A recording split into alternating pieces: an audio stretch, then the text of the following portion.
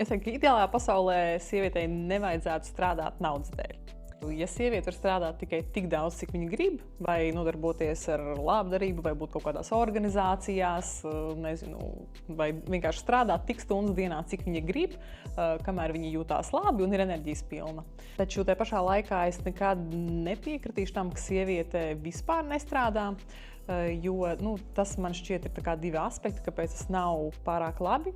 Pirmais, man šķiet, ka pirmkārt jau darbs tomēr dod arī kaut kādu veidu piepildījumu. Ja? Un tas ir mani mērķi, mana misija, un es ticu, ka katram ir kaut kāda nodarbe, ko viņš var darīt, lai viņš gūtu to piepildījumu. Otrs ir, tomēr ir pietiekami daudz gadījumi, ja? Protams, lai gan, ja mēs runājam par laulību kā tādu juridisko veidojumu, ja? Tad ir dažādi veidi, kā cilvēki var pēc tam dalīt vai nedalīt mantu, bet kurā gadījumā man šķiet,